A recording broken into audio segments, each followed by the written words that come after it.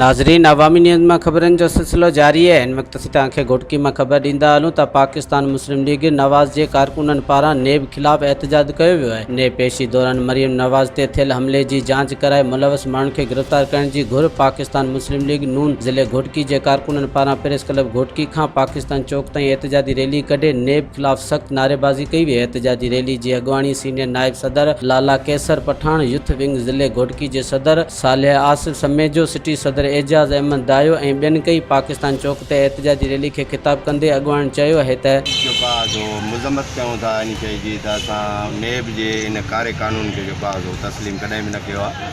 ऐं नेब जेकी पंहिंजी गठजोड़ नेब न्याज़ी गठजोड़ आहे, हिकिड़ी औरत जे मथां अॻु में बि असां बेनज़ीर शाही हथनि सां कराए उन्हनि पंहिंजी फिल्मनि में कामयाबु थिया। हिन वक़्तु असां चीफ जस्टिस खे गुज़ारिश कयूं था त अहिड़ो को बि क़दम न खयो वञे जीअं पाकिस्तान खे को नुक़सानु पुॼे। असां मोहतरमा मरियम नवाज़ ते जेको नेब जे गुंडनि जेको उनजी गाॾी ते फायरिंग कई आहे, असीं मुस्लिम लीग जा वर्कर उनजी सख़्त लफ़्ज़नि में मज़म्मत कयूं था ऐं सुप्रीम कोर्ट जे चीफ जस्टिस खां मुतालबो कयूं था त नेब न्याज़ी जेकी गठजोड़ आहे उनजे ख़िलाफ़ फौरी एक्शन खयो वञे। एक तरफ़ नेब जी गुंडागर्दी ॾिसो, नेब जा चंद अहलकार जिन पंहिंजे पाण खे बचाइण लाइ हज़ारे पुलिस वारा बीहारिया, ॿिए तरफ़ नहती औरत जेका एक तरफ़ उनजो वालिद जलावतन आहे, ॿिए तरफ़ नेब जी पेशी ते अची रही आहे त उनते कातिलाना हमलो थियो आहे। मज़ीद खबरों और तफसीलात के लिए विजिट करें हमारी वेबसाइट www.awamiNewsHD.com।